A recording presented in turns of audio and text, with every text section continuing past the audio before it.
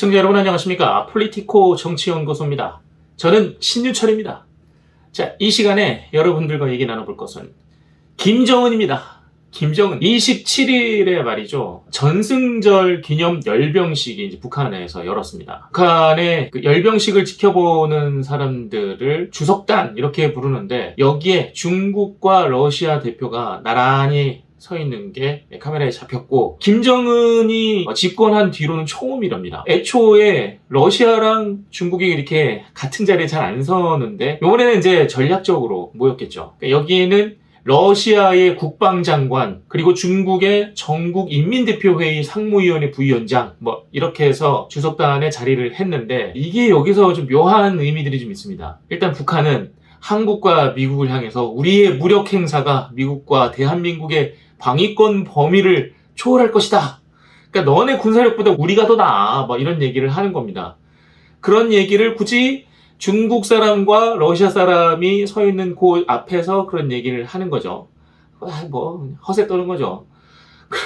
여기서 이제 우리가 좀 생각해 봐야 될 것은 러시아입니다. 러시아가 북한에 들어가서 북한 무기를 둘러봤다는 거죠. 연출이라고 이제 매체에서는 그런 식으로 얘기를 하는데, 세일, 무기를 살 것 같은 대화들을 나눴다. 그 모습이 이제 사진에 찍혔다는 겁니다. 그 말인 즉슨 지금 러시아가 말이죠. 전쟁 막바지라는 얘기들은 지금 다들 많이 하는데 무기가 떨어진 거야, 지금. 무기가 떨어져서 손을 내밀다 못해 북한에까지 지금 손을 내밀었다. 북한 무기가 어떤 무기들입니까? 북한에는요, 첨단 무기보다는 재래식 무기를 개조한 무기들이 많아요. 그러니까 무기들을 함부로 폐기할 수 없으니까 첨단 신형 무기보다는 재래식 무기를 보완해서 그것들을 자기네 주력 무기들로 쓴단 말이죠. 열병식에 나온 무기들은 신형 무기들이 대량으로 나오긴 하지만 실제로 러시아에 만약에 갖다 판다 그러면 재래식 무기를 개조한 무기들을 갖다 팔 거란 말이에요. 그럼 러시아 입장에서는 그거라도 갖다 써야 되는 거야, 지금. 지금 우크라이나에 우리 이제 윤석열 대통령이 갔다 오니까 김정은은 러시아에다가, 야, 너네도 무기 필요하지 않냐? 지금 이런 얘기 하고 있는 거야. 지금 한국 따라하고 있는 거예요, 북한이. 러시아가 여기서 어떤 무기들을 둘러봤냐? 김정은이랑 이 무장 장비 전시회를 같이 돌면서 이것저것 무기에 대해서 이제 설명을 듣고 거기서 이제 환담도 나눴다는 겁니다. 그 노동신문에 이제 이 사람들이 돌아다니면서 얘기 나누고 이런 것들이 좀 찍혀 있는데, 여기에 화성 18형 ICBM 대륙간 탄도미사일과 화성 12형 중거리 탄도미사일 IRBM 뭐 이런 것들이 좀 찍혀 있었다는 겁니다.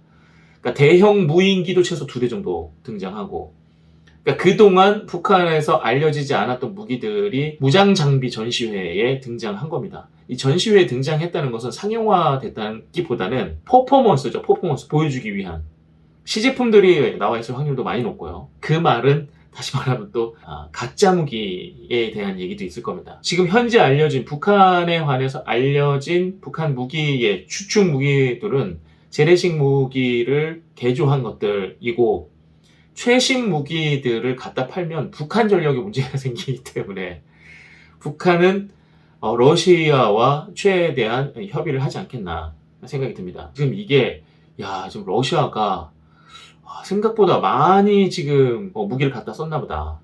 지금 북한에 있는 무기를 러시아가 구매하려고 지금 눈을 돌린 것도 희한한데, 사실은 이렇습니다. 유엔 안보리에 러시아가 들어가 있었죠. 유엔 안보리에 북한 제재가 있습니다. 그 대북 제재에 북한 무기 거래가 금지돼 있어요. 그럼에도 불구하고 지금 북한에 들어간 겁니다. 이 상황이. 북한 무기를 거래할 수 없도록 자기네가 그 제재를 했는데 지금 전쟁하다 보니까 무기가 바닥이 난 거야. 그런데 우군이 없네. 러시아 편을 들겠다고 러시아에다가 무기 갖다 주는 사람들이 없는 거야. 그러다 보니까 지금 북한에까지 흘러 들어간 겁니다, 러시아가. 북한에서 무슨 무기를 가져가겠어. 그 북한은 이때다 싶어가지고 러시아 데려다가, 사실 우리 이제 전시회도 하거든? 봐봐, 무기 봐봐.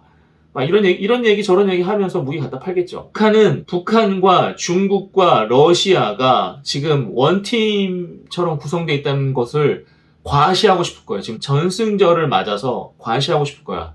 그러니까 이런 무장장비 전시회 뭐 이런 것도 여는 거 아니겠어요? 무장장비 전시회 열면 뭐 몇 명이나 거기 가서 보겠습니까? 세계에서 어떤 나라들이 거기 들어가서 보겠냐고.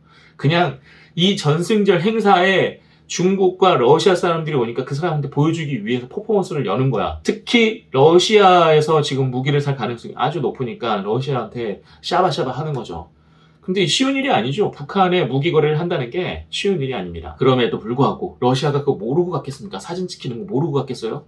북한 노동신문, 조선중앙TV 다 나오는데 러시아가 미쳤다고 들어가겠냐고. 지금 러시아도 똥줄이 어마어마하게 지금 타 있는 겁니다. 그러니까 유례 없이 중국이랑 나란히 서가지고 열병식 보고 박수 쳐준 거 아니겠어요? 지금 러시아도 속이 네, 이런 놈들 때문에 내가 지금 이런 것까지 해야 되나, 막 이런 생각으로 지금 북한에서 이것저것 얘기하고 있을 겁니다. 다만 러시아 입장에서는 북한 무기들이 대체로 이제 러시아 부품으로 만들어서 호환성이 좋으니까 부품이나 중요한 것들만 따로 사서 가지고 갈 가능성도 있고, 뭐 여러 가지 가능성들이 지금 내재돼 있죠. 어쨌거나 북한의 무기를 살 수는 없으나 북한에 자기네 물건들이 있으니 여러 가지 방법으로 이 북한의 무기에 욕심을 내지 않겠나 하는 생각이 듭니다. 지금 러시아가 분명히 이런 것들도 계산에 있을 거예요. 야, 우리가 북한에 가가지고 북한 무기 산다고 하면 얘네 지금 전쟁 물자 다 떨어졌나 보다.